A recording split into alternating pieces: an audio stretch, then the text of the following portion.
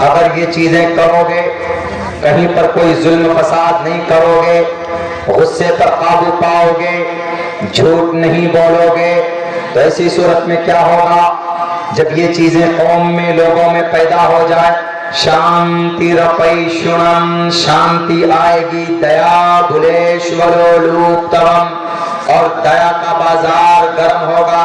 बुलेश्वरोलूप्तवम हीर चापला, चारों तरफ खुशहाली होगी, लोग एक दूसरे से मोहब्बत करेंगे, एक दूसरे से करीब होंगे।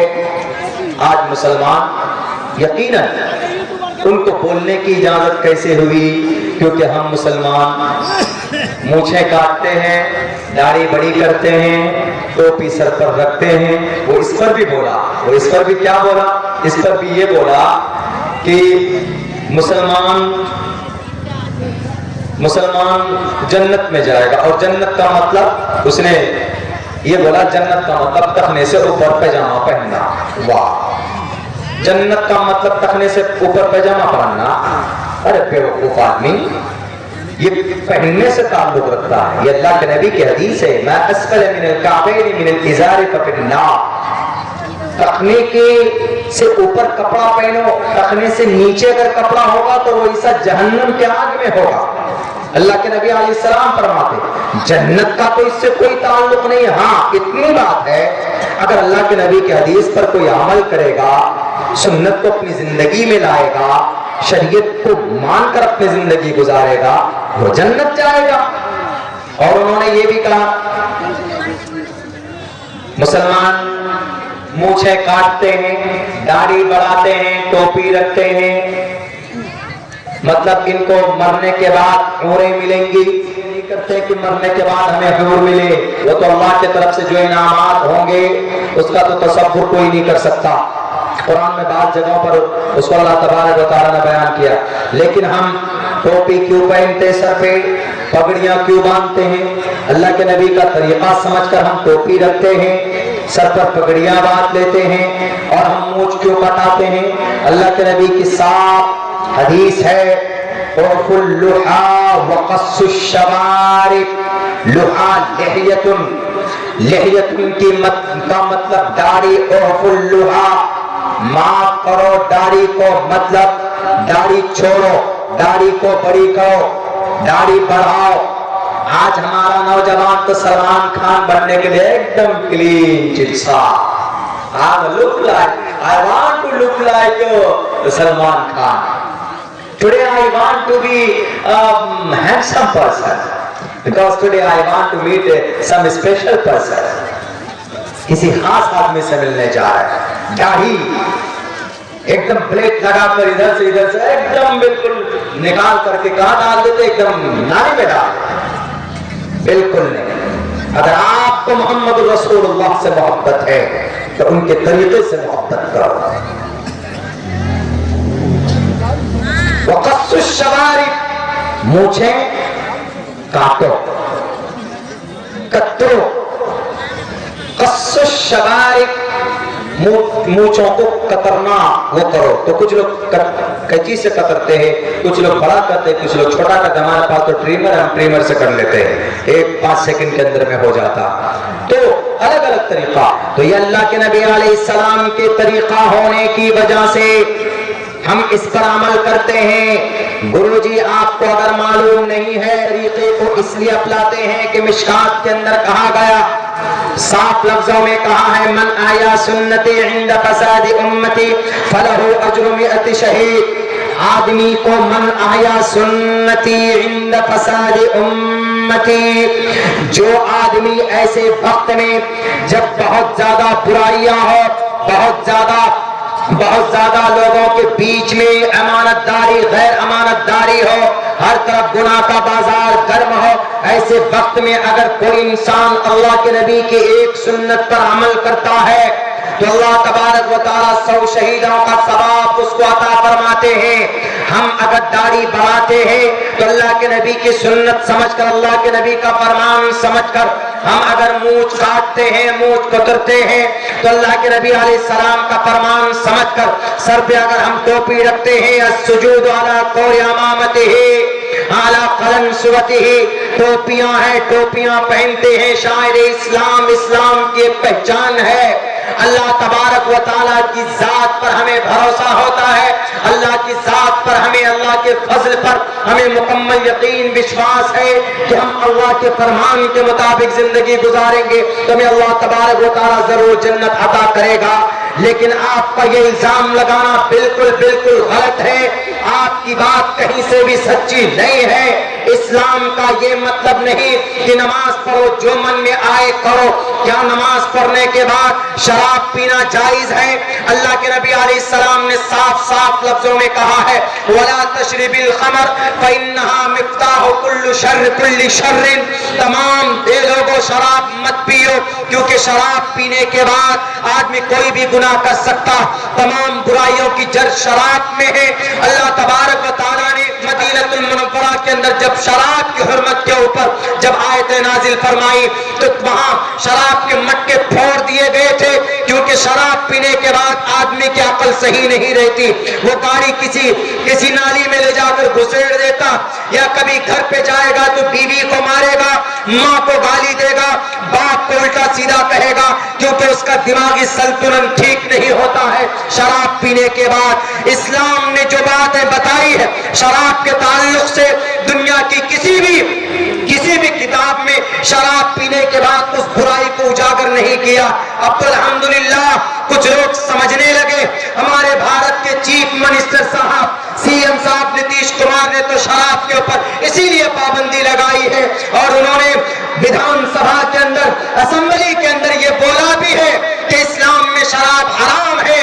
तो उसने देखा कि इस्लाम ने हराम क्यों करार दिया, क्योंकि शराब पीने से बहुत बड़ा नुकसान होता है।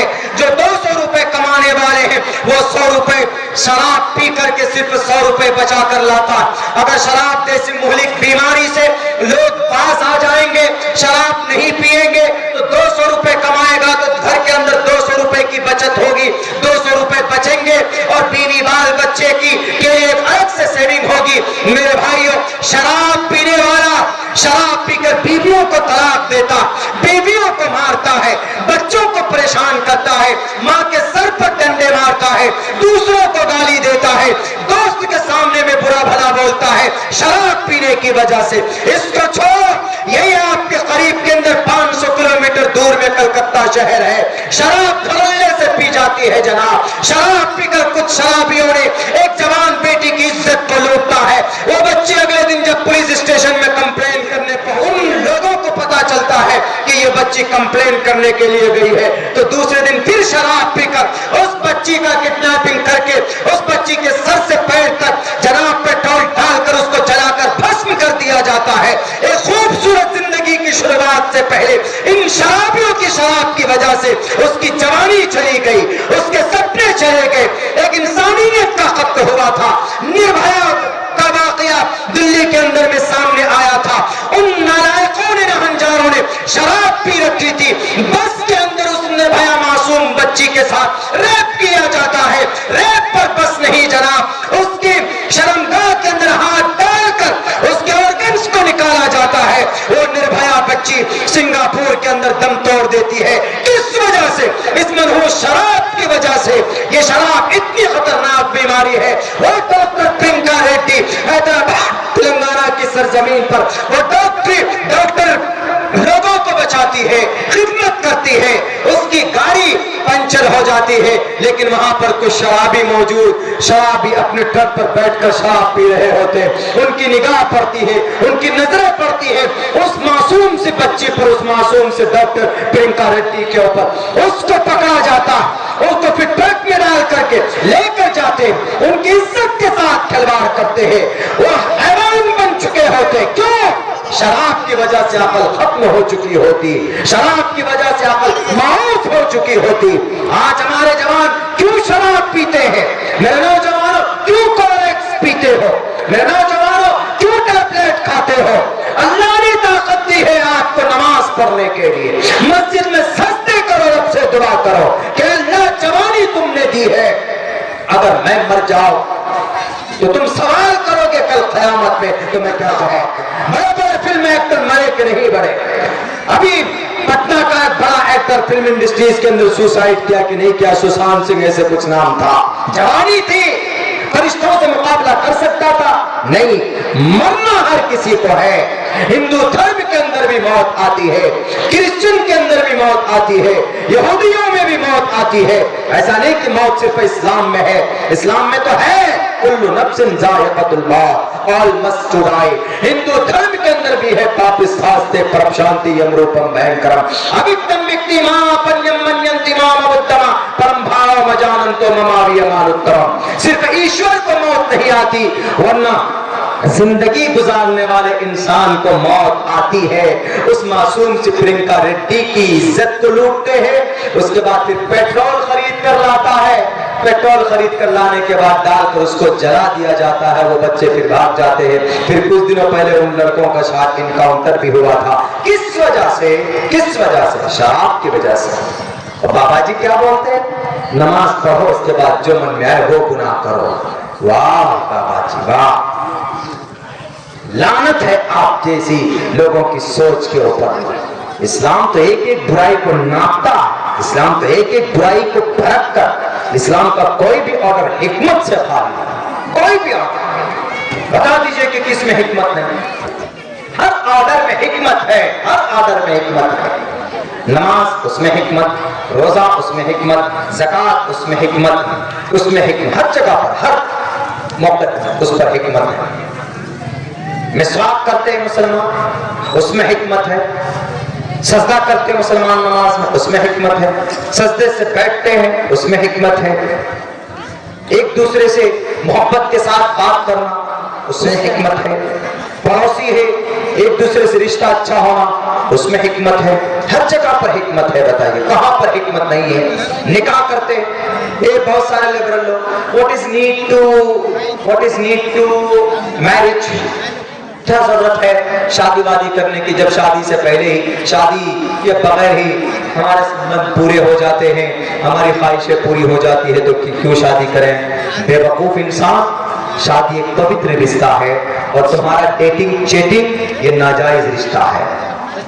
डेटिंग चेटिंग कटिंग और निकाह मोहब्बत का रिश्ता है। रब की तरफ से बताया हुआ, अल्लाह के नबी अलैहिस्सलाम का एक तरीका है, अल्लाह के नबी अलैहिस्सलाम की सुन्नत है। अन्निकाहु मिन सुन्नती, सुन्नत है। एक दूसरे से मोहब्बत बढ़ती है, उससे नस्लें बढ़ती है। वरना पता ये चला कि शादी नहीं हुई, लड़की का नाजायज, लड़की का बॉयफ्रेंड एक था, संबंध में रहा, बच्चा पेट में, उसका ब्रेकअप हो गया, दूसरा बॉयफ्रेंड आया, उससे संबंध बनाया, अब कंफ्यूज, बच्चा पेट में है तो है किसका? क्यों? सपोज दैट, मिसाल के तौर पर एक महीने में दो बॉयफ्रेंड हो गए। समाज दुनिया के अंदर जैसा चल रहा, एक शादी की के बगैर जो रिश्ता आगे बढ़ा रहे हो, मजाक है ये, मजाक। एक महीने में दो बॉयफ्रेंड बदले, दोनों के साथ संबंध हुआ, एक महीने के बाद उसके पेट में एक बच्चा हमल करार पाया। कोई डॉक्टर नहीं बता सकता है कि वो बच्चा किसका, बिना किसी डीएनए के नहीं बता सकता। अब झगड़ा करेगा, एक कहेगा कि हमारा बच्चा, एक कहेगा कि हमारा बच्चा। हरामियुन नस्ल होगा वो बच्चा, हरामियुन नस्ल। हम हरामी किसको बोलते हैं?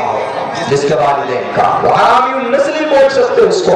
इसलिए इस्लाम ने कहा कि नहीं, हुन्ना लिबासुल लकुम व अंतुम लिबासुल लहुन्ना। निकाह करो, एक दूसरे की जरूरत का ख्याल रखो, एक दूसरे की ऐबों को छुपाने की कोशिश करो, कोई परेशानी आए तो एक दूसरे का साथ दो। हस्बैंड वाइफ दो बदन एक जान होना चाहिए, ये निजाम, ये सिस्टम इस्लाम के अंदर। हाँ, अगर रिश्ता ना निभे, रिश्ता ना वो हो, तो फिर शरीयत ने उसकी इजाजत दी है, उसकी परमिशन दी है, वो फिर एक अलग मैटर है जिसको हम लोग तलाक के नाम से तारीफ करते हैं। लेकिन इस्लाम जितना अच्छा मजहब है, जितना अच्छा धर्म है, दुनिया के अंदर किसी के पास, दुनिया के अंदर वैसा निजाम, वैसा सिस्टम नहीं है मेरे मुसलमानों। आपके यहाँ इस्लाम ही एक ऐसा मजहब है जिसमें इबादत का तरीका, हर शरीयत हर जगह पर है। जो इस्लाम का तरीका है, छुपी भी नहीं है। और दूसरे धर्म के लोग हैं, उनकी इबादत के तरीके बदल जाते हैं। मैं एक्सप्लेन नहीं करूंगा खोल करके, बस आप लोग समझने वाले हैं। आप लोग अगर समझ जाएंगे तो बहुत अच्छी बात है। मेरे भाइयों, वक्त भी चूंकि काफी हो चुका है और आहिस्ता आहिस्ता आहिस्ता आहिस्ता मजमा खाली होता हुआ जा रहा। बड़ी आसान हिंदी में मैंने कोशिश की है। आइंदा अगर कभी आया तो मैं बांग्ला सीख रहा होगा। मैं बांग्ला बोलूंगा तो जल्दी समझ में आए। मैं कहूंगा जितने भी लोग हैं कम से कम 10 नंबर ले लूंगा मैं बांग्ला में। कहूंगा कि एक भी 2 वर्ड आता हमको, रसूलुल्लाह बोल चले एक वर्ड याद हुआ अभी तक हुआ। हम बांग्लादेश भी गए, वहां पे वहां कुछ इंग्लिश में हुआ है और बाकी हिंदी में भी। आवाज समझते हैं माशाअल्लाह, बड़े एकदम पूरे जोश के साथ वो सुनते हैं। बीच बीच में बोलते भी हैं वो लोग, वाह क्या कह दिया मौलाना, अल्हम्दुलिल्लाह, इस तरह बोलते हैं पूरे। वो मुखर्रिर से ज्यादा जोश से आवाज आ जाता है, एकदम खड़े हो जाते थे। दोनों हाथ में चप्पल है, एकदम नारे तक। हमने कहा चप्पल किसी के सर पे न गिरा देता। पूरा जोश है वहां के लोग। मैंने जोश से काम नहीं लेना है, होश से काम लेना है। शरीयत पर अमल कीजिए, इंशाअल्लाह शरीयत की हिफाजत होगी। ये बाबा बाबा जैसे आदमी एतराज करते करने दीजिए, हम लोग काफी उनको जवाब देने के लिए। आ जाए कहीं मैदान में 1-2 श्लोक पढ़ कहेंगे कि सर जरा बता दीजिए तो ये प्रश्नोत्तरी का ये मंत्र मैं पढ़ रहा हूँ, प्रश्नोत्तरी कौन सी किताब को है वो नहीं बता पाएगा, टाइम फिश हो जाएगा। के हेतु ब्रह्मगत स्थांति सत्संगति दान विचार तोषा। खामखा जो मन में आवे इल्जाम लगा दिया, इल्जाम लगा दिया। हमें कोई फिक्र नहीं करना इल्जाम का। ईमान है, हिम्मत और हौसले के साथ रहे, अल्लाह की जात पर भरोसा करें। कोई माए का लाल कुछ नहीं बिगाड़ सकता। जब रब की लाठी चलती है ना तो कोई सामने नहीं आता। फिर आया तुर्की में जलजला, कोई बचाया? कोई नहीं बचाया। क्यों? अल्लाह की लाठी। वरना कौन कौन से आलात नहीं है। चाइना का सबसे पहला सिस्मोमीटर, रात हमने सीसोमीटर बोला था, सीसो नहीं वो सिस्मोमीटर है। जलजला आने से पहले खबर देने वाला ये मीटर सिस्मोमीटर 1923 में बना। बनाने वाला जियांग हिंग चाइना में 1923 में बना। लेकिन 1923 के बाद 1956 में इतना बड़ा जलजला आया, इतना बड़ा जलजला आया कि 8 लाख लोग मर गए। काम आया, टेक्टोनिक प्लेट टकरा जाते हैं, होता टेक्टोनिक प्लेट टकरा जाते हैं आपस में, तब जलजला आता। 7 प्लेट है टेक्टोनिक। ये दुनिया, जमीन, पृथ्वी, साइंस ना अलग अलग करे कि टेक्टोनिक प्लेट टकरा गया तो जलजला आएगा। लेकिन इतना जरूर है कि जब आदमी का गुनाह बढ़ता है, शराब पीते हैं, जिना आम हो जाता है, समाज की बच्चियां एकदम फैशन में, एकदम बाल इधर से उधर, छोटे छोटे बाल, हमारे हिप्पी कट बोलते हैं, हमारी समाज की बच्चियां जब बेपर्दगी बढ़ जाए, गाना खूब सुने लड़के, एकदम बेशरम रंग को 56 मरतबा सुने, क्यों? बड़ा हिट हुआ है। कुरान सुनने की कभी तौफीक नहीं होती। ऐसी सूरत में फिर जलजले आते हैं, फिर टेक्टोनिक प्लेट मिलते हैं, फिर आपको हिलाता है ऊपर, थोड़ा हिल लो। और गाना सुन सुन करके तुम लोग मोबाइल लेकर के बैठ कर गाना सुनते, थोड़ा सा बॉडी को हिला लो। तकरीबन कई मिनट तक वो जलजला, कई बल्कि घंटे तक वो जलजला रहा था। यानी जैसे आ गया भूकंप 1-2 मिनट के लिए, उसके बाद फिर आया, फिर आया, फिर आया, घर के घर जमीन दोष हो गए।